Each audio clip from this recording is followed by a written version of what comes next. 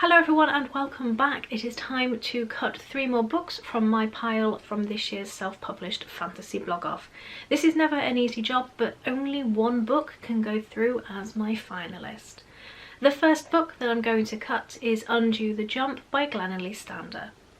In a world where the multiverse is real and travel between the realities is possible, Catherine and Ethan must navigate these alternate realities in order to save their own dying planet.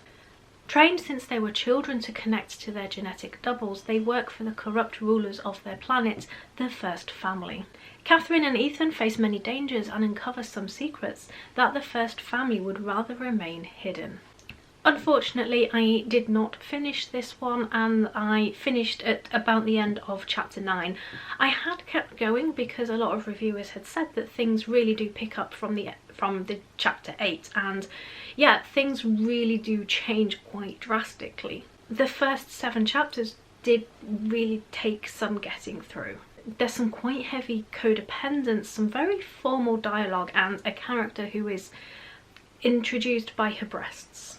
We'd had some ancient ones at the start, which really did intrigue me, but by chapter 9 it felt like we were veering more towards the science fiction. While this was described as a science fiction fantasy, I found that it wasn't meshing very well to me, and I felt it lent far too heavily science fiction for the SPFBO.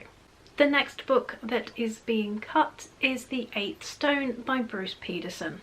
Lara, a princess still devastated by the loss of her mother. Jethro, an apprentice to a failed painter, and Arlen, a warrior barely out of training. Only these 3 can stand in the way of dark forces now loose in the lands of faith. Only they can prevent a plot by Lord Draxter of Fournier to uncover keys to unlock secrets of the past that should have remained hidden. This had really quite a bloody start. The different points of view were quite interesting, and there's a lot of different characters coming to the story from different places. They all read quite differently with different voices. The magic and lore of the world had some quite good detail, but some things began to feel a bit off for me.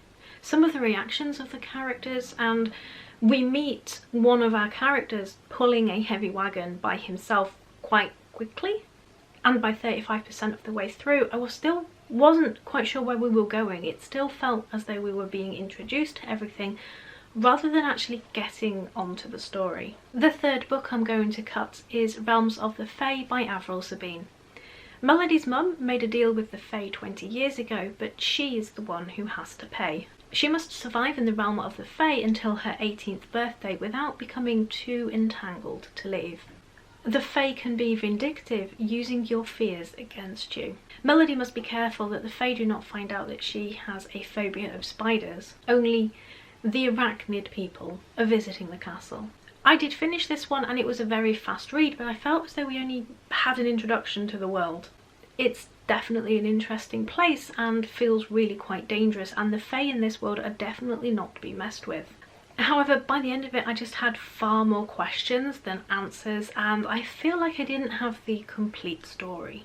So those are the 3 books that I am cutting this time around. Thanks for watching, and I shall see you all soon.